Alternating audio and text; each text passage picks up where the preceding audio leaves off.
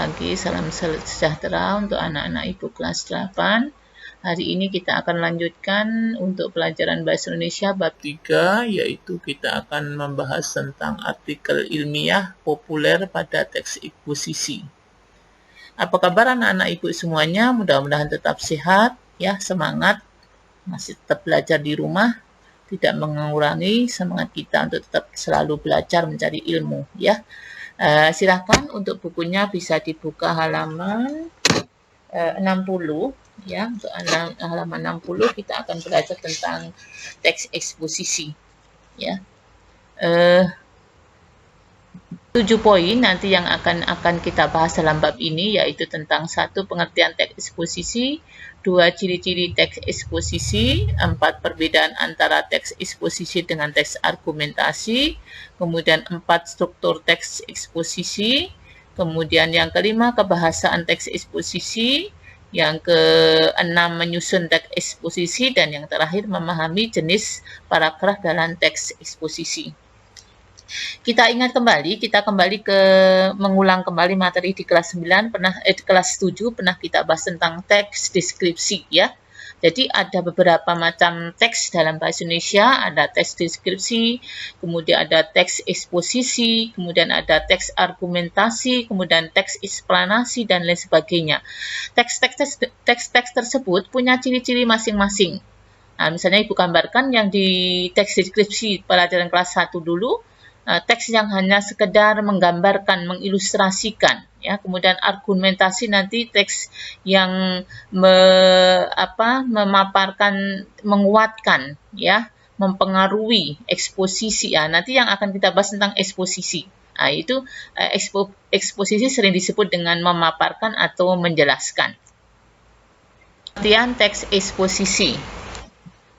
Teks eksposisi adalah teks yang bertujuan untuk menginformasikan, memaparkan, atau menjelaskan suatu hal atau pokok pikiran yang bertujuan untuk memperluas pengetahuan pembaca, ya. Jadi hanya sekedar bertujuan untuk memaparkan atau menginformasikan suatu hal atau pokok pikiran. Tujuannya untuk apa? Memperluas pengetahuan pembaca. Misalnya kita punya pengalaman tentang manfaat lidah buaya, kemudian bercocok tanam di di lahan yang sempit. Nah, kita sampaikan dalam bentuk teks eksposisi. Kita jelaskan apa manfaatnya, kemudian hal-hal yang harus diperhatikan dalam bercocok tanam di lahan yang sempit itu apa saja. Hanya sekedar menjelaskan atau hanya sekedar menginformasikan, ya, untuk memperluas pengetahuan pembaca.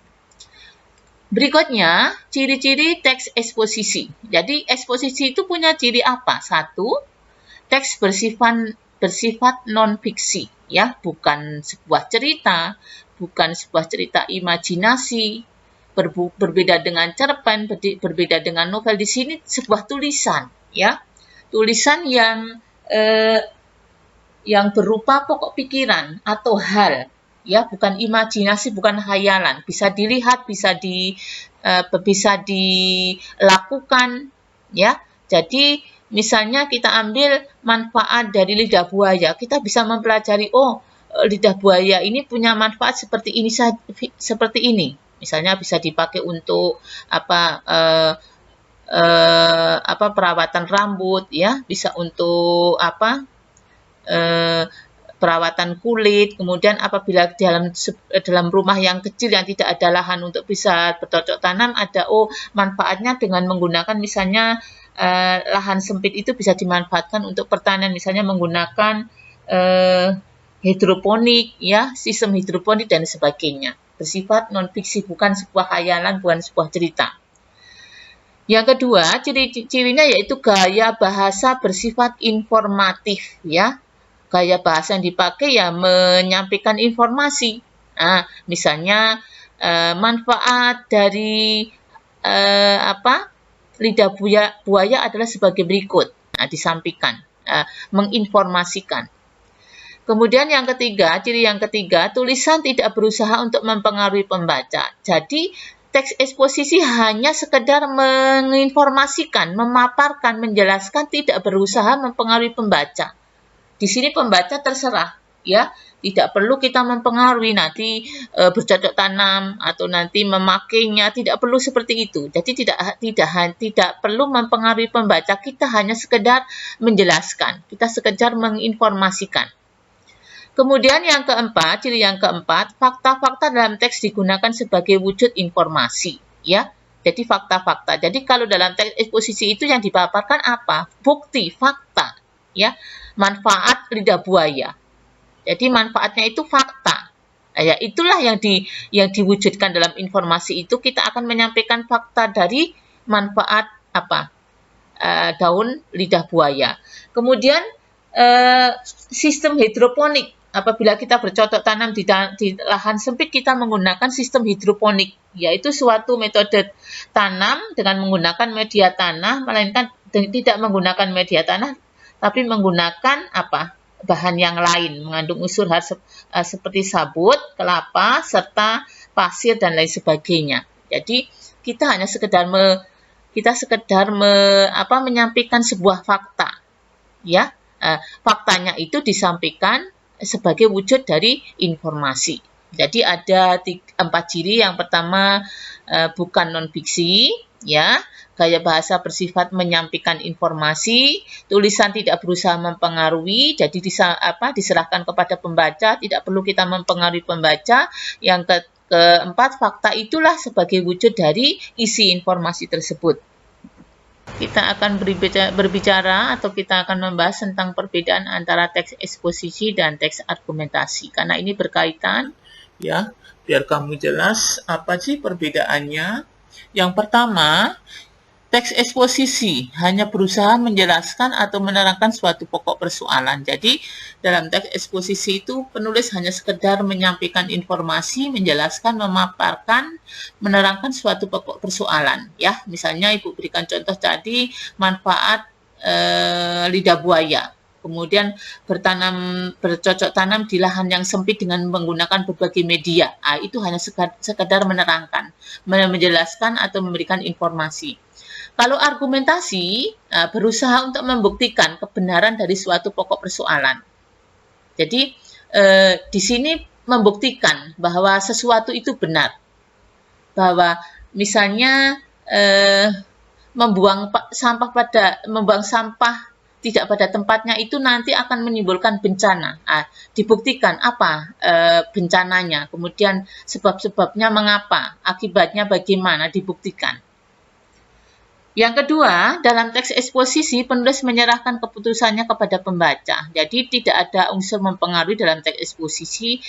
Sifatnya penulis hanya sekedar menjelaskan manfaatnya, menjelaskan faedahnya, ya, tidak berusaha agar nanti memakai kamu, misalnya seperti itu, tidak ada unsur mempengaruhinya. Hanya sekedar menjelaskan, menginformasikan.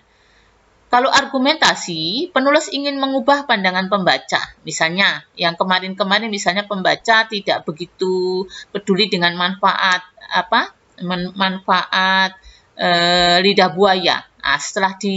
Setelah diyakinkan bahwa lidah buaya itu manfaatnya banyak sekali, misalnya, kemudian pandangan pembaca berubah. Yang kemarin tidak begitu menghiraukan, sekarang jadi pandangannya positif terhadap bunga tanaman lidah buaya, misalnya seperti itu, ya. Jadi mengubah dari pandangan negatif ke positif, mengubah dari yang tidak menarik menjadi menarik. Jadi mengubah pandangan pembaca. Yang ketiga, bersifat informasi. Teks eksposisi bersifat informasi, berusaha menjelaskan objek tulisannya. Jadi bahasanya bahasa berita. Jadi karena tidak berusaha mempengaruhi, jadi apa yang disampaikan itu hanya berdasarkan menjelaskan saja. Jadi bahasanya berita.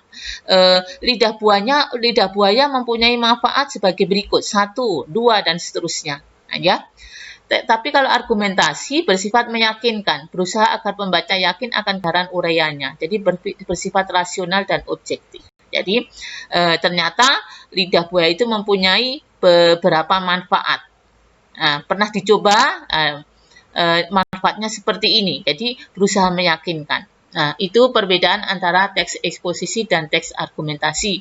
Jadi untuk pertemuan yang ini kita membahas 3 saja, 3 unsur, pengertian, kemudian perbedaan, ya, ciri-ciri. Untuk pertemuan yang akan datang kita masih melanjutkan tentang teks eksposisi, ya. Sampai di sini dulu. Mudah-mudahan ini bermanfaat. Silakan bukunya bisa kamu baca sendiri, kamu belajar mandiri pada halaman bab 3 halaman 60, ya. Kita lanjutkan pada pertemuan yang akan datang. Terima kasih. Wassalamualaikum warahmatullahi wabarakatuh. Selamat pagi, sampai jumpa.